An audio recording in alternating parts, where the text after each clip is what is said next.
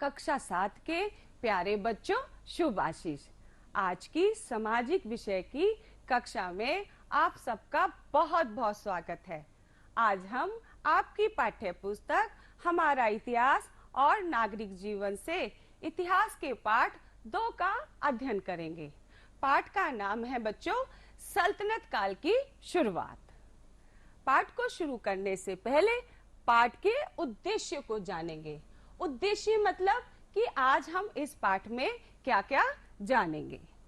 हम जानेंगे कि सल्तनत काल की शुरुआत कैसे हुई और गुलाम वंश और कुतुबुद्दीन ऐबक के बारे में बच्चों हम समझेंगे। सुल्तान इल्तुतमिश एवं उसकी शासन व्यवस्था से बच्चों हम परिचित होंगे और रजिया सुल्तान के बारे में जानेंगे। नसरुद्दीन महमूद बलबन और मंगोल आक्रमण के बारे में आज हम बच्चों अध्ययन करेंगे। पाठ का नाम है सल्तनत काल की शुरुआत। सल्तनत काल की शुरुआत। बच्चों, आपने पिछले पाठ में जाना था कि मोहम्मद गोरी एक तुर्क था। वह अफगानिस्तान के गोर राज्य से आया था। उसने अफगानिस्तान में गजनी राज्य पर विजय प्राप्त कर ली थी और उसके बाद उसने भारत पर आक्रमण किए। भारत पर सबसे पहले आक्रमण उन्होंने मुल्तान पर किया और मुल्तान पर बच्चों उन्होंने विजय प्राप्त की। इसके बाद धीरे धीरे उन्होंने 1190 में पंजाब को जीत लिया और जब वो पंजाब को जीतकर दिल्ली और अजमेर की तरफ बढ़ रहे थे तो उनका सामना पृथ्वीराज चौहान से हुआ। पृथ्वीराज चौहान चौहान वंश के राजा थे। वे वीर, साहसी और महत्वाकांक्षी राजा थे। वो भी भारत में अपनी सत्ता का विस्तार कर रहे थे। इसलिए इन दोनों के बीच मतलब मोहम्मद गोरी और पृथ्वीराज चौहान के बीच युद्ध की स्थिति बन गई और इन दोनों के बीच करनाल जिले में तराइन के मैदान में 1191 में तराइन का पहला युद्ध हुआ। इस युद्ध में पृथ्वीराज चौहान हैं वो विजयी रहे बच्चों और मोहम्मद गोरी जो हैं वो पराजित हो गए।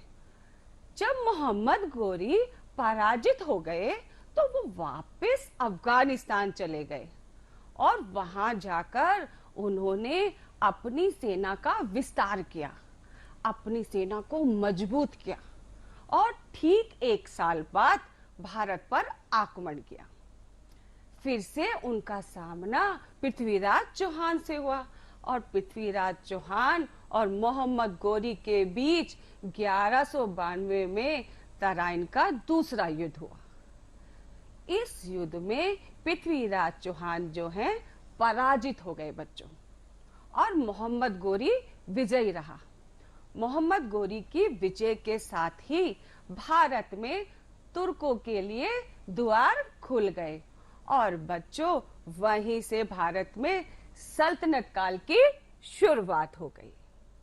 और क्या हुआ बच्चों, जब ये लोग आए, ये तुर्क शासक जो थे, इनका रहन सहन, इनका खान पान, इनका धर्म भारतीय राजाओं से अलग था। इनके शासन करने का तरीका भी अलग था। ये लोग जब गद्दी पर बैठते तो सुल्तान की उपाधि धारण करते। तुर्कों ने दिल्ली को अपना केंद्र बनाया बच्चों और भारत में 320 वर्ष तक राज किया। अब 1206 ईस्वी में मोहम्मद गोरी की मृत्यु हो गई। उस समय लगभग पूरा उत्तर भारत उसके अधीन था। उसने भारत की शासन व्यवस्था को चलाने के लिए योग्य गुलाम नियुक्त किए थे। ये गुलाम भारत की शासन व्यवस्था को देखते थे और संभालते थे। उन्हीं में से एक योग्य गुलाम कुतुबुद्दीन ऐबक था। जब बच्चों कुतुबुद्दीन ऐबक ने मोहम्मद गोरी की मृत्यु का समाचार सुना तो उसने स्वयं को भारत में तुर्क शासक घोषित कर दिया। मतलब वो उसने भारत की सत्ता संभाल ली और अब जो है उसका राज्य तुर्क सल्तनत कहलाया। इनके बाद 1210 ईस्वी में इल्तुतमिश दिल्ली के सुल्तान बने और दिल्ली तब दिल्ली सल्तनत के नाम से प्रसिद्ध हुई बच्चों। अब बच्चों गुलाम क्या थे, गुलाम प्रथा क्या थी, उसके बारे में हम विस्तार से जानेंगे। बच्चों गुलाम प्रथा, बच्चों आपको यह जानकर बहुत ही हैरानी होगी, उस समय आदमी ही आदमी को गुलाम बना के रखता था। तुर्किस्तान के युवकों को गुलाम बनाकर खरीदा जाता था और गुलामों को युद्ध और प्रशासन का काम सिखाकर सुल्तान को बेच दिया जाता था। अब ये सुल्तान की सेवा में आने पर योग्य और होनहार गुलामों को ऊंचे पद और जिम्मेदारी सौंपी जाती। मोहम्मद गोरी के समय में बच्चों कई गुलाम जो है भारत की शासन व्यवस्था को संभालते थे और राज करते थे। अब बच्चों एक नए वंश की शुरुआत हो रही थी, तो इनके सामने कुछ चुनौतियां भी आईं। सल्तनत या सुल्तनत के सामने चुनौती। बच्चों सल्तनत को सुल्तनत भी कहा जाता था। सरदार जिन्हें अमीर कहा जाता था वे तुर्क और अफगान कबीलों के थे। इनमें सल्तनत में ऊंचा स्थान प्राप्त करने की होड़ लगी रहती बच्चों और इन्हीं में से सुल्तान चुना जाता। सुल्तान की योग्यता थी कि उसको सैनिक योग्यता तथा शासकीय योग्यता और अमीरों का समर्थन प्राप्त करना पड़ता था।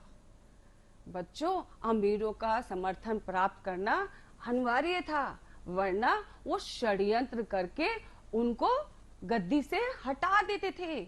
तो जो राजा का जो समय बीतता वो षड्यंत्र से बचने में बीतता और वो क्या करता कि वो अमीरों को अपने साथ रखता और उसको खुश रखता। अब बच्चों जो सुल्तान जो है जो इस्लाम धर्म को मानने वाले बाहर के देश से आए थे, तो उनको हिंदुस्तान की जनता से भी सतर्क रहना पड़ता। उनको ये डर लगा रहता कि कहीं हिंदुस्तान की जनता विद्रोह ना कर दे, इसलिए जो सुल्तान है वो हिंदुस्तान के जनता से सतर्क रहता। अब बच्चों सुल्तान को आंतरिक शांति व्यवस्था बनाने के लिए सुचारू रूप से शासन व्यवस्था बनानी पड़ती और बाह्य आक्रमण से बचने के लिए अपनी सेना को विस्तार करना पड़ता, मजबूत करना पड़ता बच्चों। तो ये बच्चों सल्तनत या सुल्तनत के सामने चुनौतियां थी। अब हम बच्चों बारी बारी से वंश के बारे में जानेंगे, मतलब कई वंश आए जिन्होंने राज किया। सल्तनत काल के वंश, सबसे पहले प्रारंभिक तुर्क, इसके बारे में आज हम आप इस कक्षा में विस्तार से पढ़ेंगे बच्चों। फिर है खिलजी वंश, तुगलक वंश, सैयद वंश और अंतिम लोदी वंश। कुल मिलाकर इन 5 राजवंशों ने भारत पर 320 वर्ष तक राज किया बच्चों। अब सबसे पहले प्रारंभिक तुर्क। प्रारंभिक तुर्क शासक गुलाम वंश 1206 ईस्वी से लेकर 1290 ईस्वी। तो बच्चों इन लोगों ने 1206 से लेकर 1290 ईस्वी तक राज किया। और सबसे पहले कौन आए? सही पहचाना, कुतुबुद्दीन ऐबक। 1206 में मोहम्मद गोरी की मृत्यु के बाद उसका तुर्क गुलाम कुतुबुद्दीन ऐबक उत्तर भारत का पहला तुर्क शासक बना बच्चों। यह बच्चों जो कुतुबुद्दीन था ये दयालु किस्म का व्यक्ति था, लाखों का दान देता था। तो जब ये लाखों का दान देते थे तो ये लाख बख्श के नाम से प्रसिद्ध हुए बच्चों। और कुतुबुद्दीन ऐबक ने लाहौर को अपनी राजधानी बनाया और कुतुबुद्दीन ऐबक ने बच्चों एक नए राज्य की नींव डाली थी। तो इसका अधिकतर समय जो है सेना कार्य में, शासन के कार्य में ही गुजरता था। अब बच्चों, इन्होंने नए राज्य की नींव तो डाली, लेकिन ये अपने राज्य को मजबूत नहीं कर पाए, क्योंकि 1210 में चौगान खेलते हुए घोड़े से गिरकर इनकी मृत्यु हो गई बच्चों। तो ये था कुतुबुद्दीन ऐबक का कार्यकाल बच्चों। अब कुतुबुद्दीन ऐबक को बच्चों भवन निर्माण में रुचि थी, तो कुतुबुद्दीन ऐबक की भवन निर्माण में रुचि बच्चों। दिल्ली में कुतुब मीनार की नींव डाली। कुतुबुद्दीन ऐबक ने दिल्ली में कुतुब मीनार की नींव डाली थी बच्चों, और इसको जो कार्य जो है इसका पूर्ण कराया इल्तुतमिश ने। जो ये आप चित्र देख रहे हो बच्चों, ये कुतुब मीनार का है जो दिल्ली में स्थित है। कुतुबुद्दीन ऐबक ने दिल्ली में कुवत उल इस्लाम मस्जिद का निर्माण कराया और अजमेर में 2.5 दिन का झोपड़ा का भी निर्माण कराया। तो ये जो चित्र है ये अजमेर में 2.5 दिन झोपड़े का है बच्चों। तो ये था कुतुबुद्दीन ऐबक की भवन निर्माण में रुचि बच्चों। अब इसके बाद कौन आया बच्चों? हमने आपको बताया था, सही अनुमान लगाया, इल्तुतमिश। तो इल्तुतमिश माने 12, इल्तुतमिश का जो समय था बच्चों वो 1210 से लेकर 1236 ईस्वी था। अब क्या हुआ बच्चों? 1210 ईस्वी में कुतुबुद्दीन ऐबक की मृत्यु के बाद दिल्ली के अमीरों ने इल्तुतमिश को गद्दी पर बिठाया। जब इल्तुतमिश गद्दी पर बैठे बच्चों, तो जो है इनको बहुत सारी समस्याओं का सामना करना पड़ा, और जो है ये उत्तरी भारत के तुर्कों का वास्तविक संस्थापक था, और ये सुल्तान बना बच्चों। इसने सुल्तान की उपाधि धारण की थी। अपनी शासन व्यवस्था को सुचारू रूप से चलाने के लिए इसने 40 गुलाम सरदारों का संगठन अर्थात तुर्कान ए चहलगानी का निर्माण कराया। इसके द्वारा उसने अपनी शासन व्यवस्था को मजबूत किया और सुचारू रूप से चलाया बच्चों। अब उसके साम्राज्य कौन कौन से थे बच्चों? इल्तुतमिश के साम्राज्य कौन कौन थे या कौन कौन से थे उसके बारे में जानेंगे। इल्तुतमिश का साम्राज्य विस्तार बच्चों, जो आप ये चित्र देख रहे हो ये नक्शा है, और ये कहाँ का नक्शा है बच्चों? सही अनुमान लगाया, ये तो भारत का नक्शा है। और इस भारत के नक्शे में जो आप ये पीला वाला भाग देख रहे हो बच्चों, ये इल्तुतमिश का साम्राज्य था। मतलब वो इतने बड़े साम्राज्य का मालिक था बच्चों। और जो ये लाल रंग की जो रेखाएं आप देख रहे हो, ये उसके साम्राज्य की सीमा थी। तो इल्तुतमिश ने बच्चों पाकिस्तान, मुल्तान, दिल्ली, अजमेर, चंबल, ग्वालियर, उज्जैन, बनारस, पटना आदि राज्यों पर अपना अधिकार जमा लिया था। मतलब उसका अधिकार था, इस इतने बड़े राज्य पर वो शासन करता था बच्चों। तो इतने बड़े बड़े राज्य की शासन व्यवस्था चलाने के लिए उसने कुछ नियम बनाए। तो इल्तुतमिश की शासन व्यवस्था। अब बच्चों, इल्तुतमिश की शासन व्यवस्था, दिल्ली को उन्होंने अपनी राजधानी बनाया। किन्होंने? इल्तुतमिश ने। और दिल्ली को भारतवर्ष में तुर्क साम्राज्य की राजनीतिक, प्रशासनिक और सांस्कृतिक केंद्र भी बनाया। अब बच्चों, उसने इक्ता और अक्ता प्रणाली चलाई। इक्ता मतलब अक्ता, इक्ता को अक्ता भी कहा जाता था। तो इक्ता व्यवस्था के द्वारा केंद्र को प्रांतीय और स्थानीय शासन को जोड़ने की नींव डाली। और सुल्तान ने कई राज्यों को प्रांतों या इक्तों में बांटा, जिसको इक्ता कहा गया। अब हर इक्ते में एक सेनापति नियुक्त किया, और इस सेनापति को इक्तादार या अक्तादार कहा गया। अब बच्चों, इस इक्तेदार के पास अपने अधिकारी, अपनी सेना होती, और ये इन लोगों के साथ मिलकर अपने राज्य की रक्षा करता और वहां से कर वसूल करता, और इस कर से वो अपने अधिकारियों का और अपनी सेना का खर्च निकालता, और उसके बाद जो कर बच जाता वो सुल्तान को जमा कर देता। अब है इल्तुतमिश का प्रशासन। बच्चों, इस चित्र सारणी के द्वारा किस प्रकार से इल्तुतमिश ने अपने प्रशासन का विभाजन किया था, इसको भी हम समझेंगे। तो बच्चों, प्रशासन, विभाजन और जिम्मेदार व्यक्ति। केंद्रीय शासन कई एकतों प्रांतों को मिलाकर बना था, मतलब जो केंद्रीय शासन था वो कई एकतों और प्रांतों को मिलकर बना था, और इसका जिम्मेदार व्यक्ति सुल्तान था बच्चों। प्रांत या एकता कई परगनों को मिलाकर बना था, और इसका जिम्मेदार व्यक्ति कौन था बच्चों? इक्तादार या अख्तादार था। परगना कई ग्राम से मिलकर बना था। ग्राम माने बच्चों गांव। तो उसका जो जिम्मेदार व्यक्ति था परगना अधिकारी था।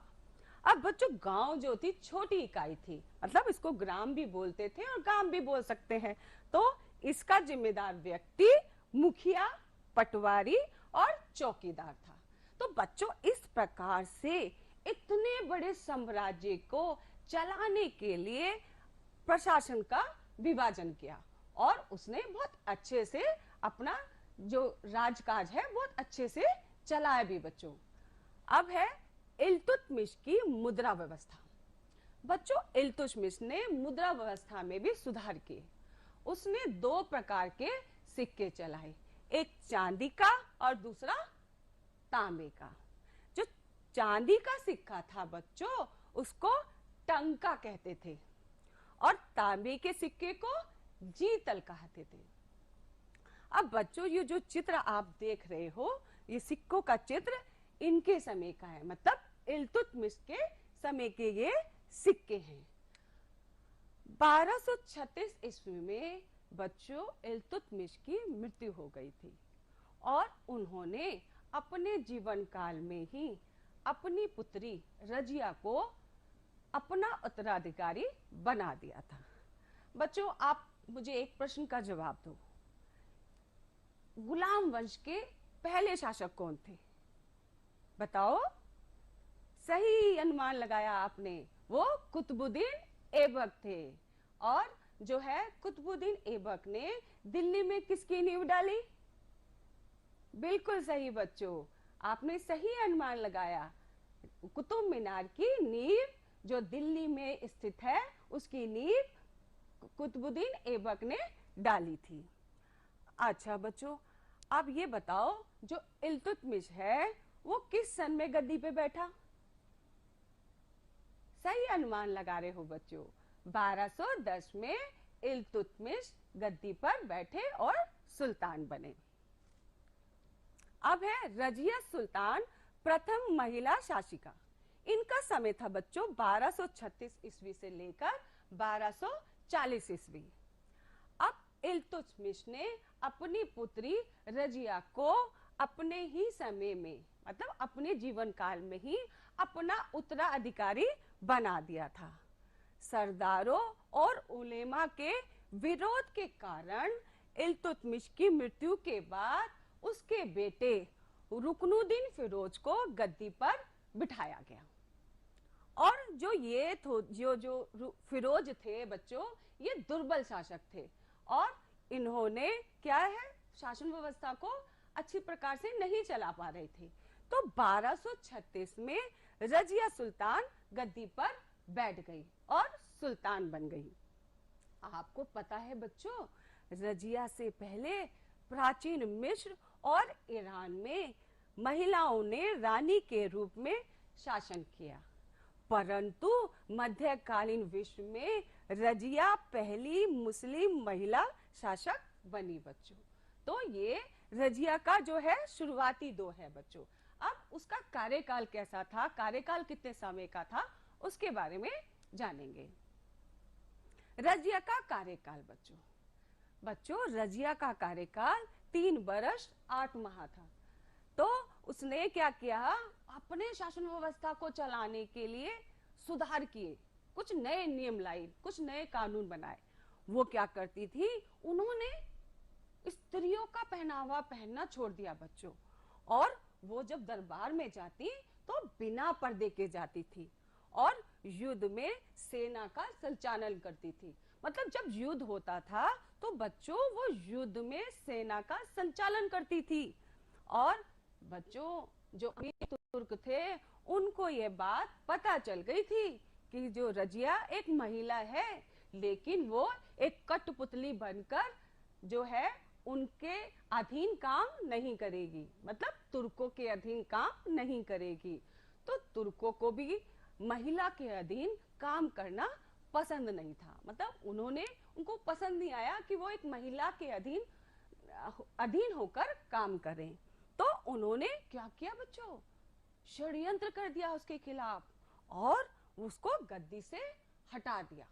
और रजिया के बाद उसका एक भाई और 2 भतीजे बारी बारी से सुल्तान बने बच्चों। लेकिन बच्चों वो अयोग्य थे, वो ठीक से शासन व्यवस्था को नहीं चला पा रहे थे। तो क्या हुआ, इसके बाद नासुरुद्दीन महमूद गद्दी पर बैठे। अब नासुरुद्दीन महमूद 1246 ईस्वी से लेकर 1265 ईस्वी, तो बच्चों 40 तुर्की सरदारों का जो दल था वो अब बहुत मजबूत हो गया था। वो जिसको चाहते गद्दी पर बिठाते और जिसको वो पसंद नहीं करते उसे गद्दी से हटा देते। तो 1246 ईस्वी में सरदारों ने इल्तुतमिश के पुत्र नासुरुद्दीन महमूद को दिल्ली का सुल्तान बनाया और महमूद ने बलबन को अपना नायक बनाया। जो बलबन है उसने अपनी स्थिति को मजबूत किया और एक शक्तिशाली जो है सरदार बन गया। बच्चों आप ये एक प्रश्न का जवाब मुझे और दीजिए, इल्तुतमिश ने किस प्रकार के सिक्के चलाए?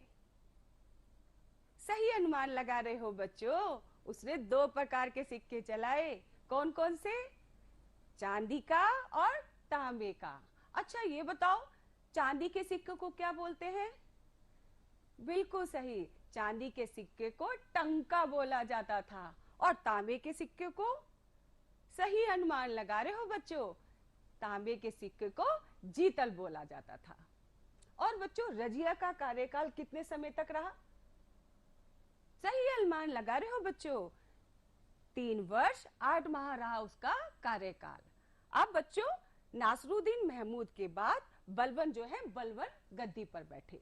तो बलबन का जो कार्यकाल था बच्चों 1265 ईस्वी से लेकर 1287 ईस्वी तक था। अब 1265 ईस्वी में नासरुद्दीन महमूद के बाद बलबन गद्दी पर बैठे।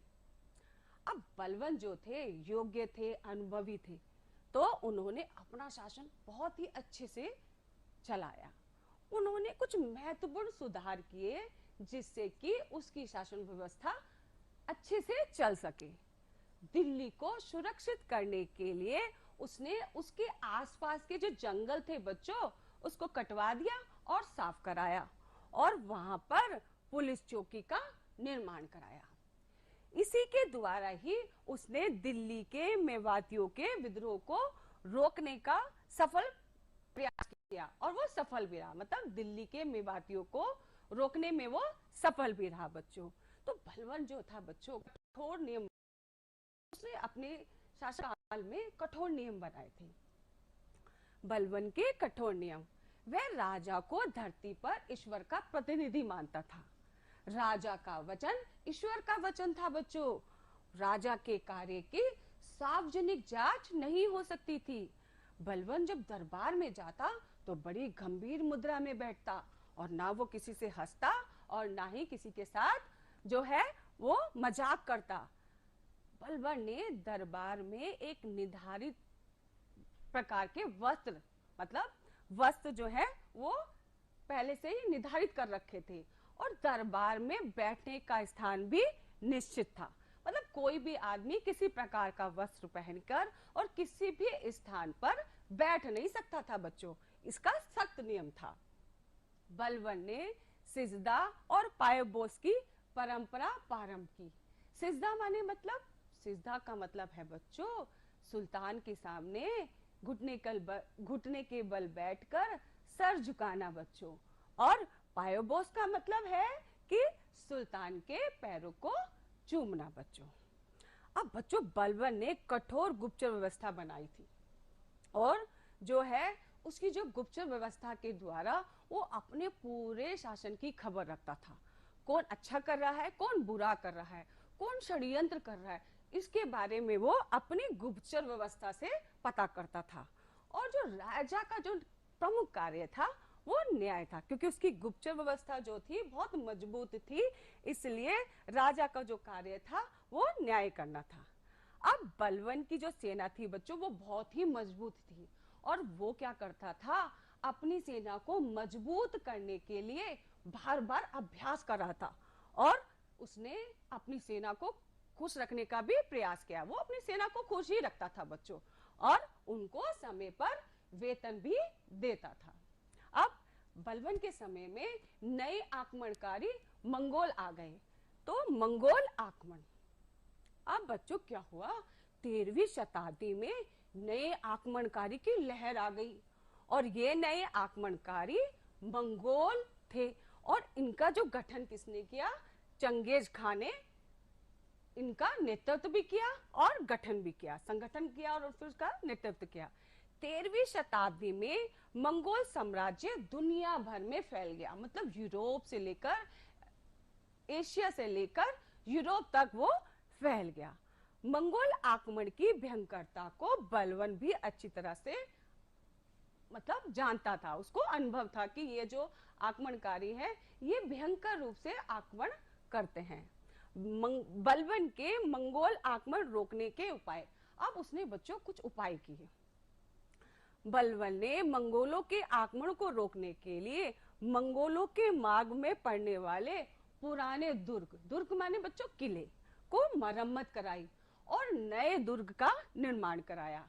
वहां पर उसने हष्टपुष्ट सैनिकों और अनुभवी अधिकारियों की नियुक्ति करी, और उनके लिए शस्त्र और भोजन की पूर्ण व्यवस्था की बच्चों। तो ये था बच्चों बलबन के मंगोल आक्रमण रोकने के उपाय बच्चों। अब हम और भी कुछ नया जानेंगे बच्चों। फारसी शब्द मुगल का उद्भव मंगोल शब्द से हुआ बच्चों। अब बच्चों बलबन के बाद जो उसके उत्तराधिकारी थे या जो सुल्तान बने थे वो अच्छी तरीके से शासन व्यवस्था को नहीं चला पा रहे थे, तो उसके बाद अलाउद्दीन खिलजी ने खिलजी वंश की नींव डाली और एक नए वंश का उदय हो गया। अलाउद्दीन खिलजी ने खिलजी वंश की नींव डाली और एक नए राजवंश का उदय हुआ जिसको खिलजी वंश कहा गया बच्चों। और बच्चों आज हमने क्या क्या जाना, एक बार इसको हम दोहरा लेते हैं।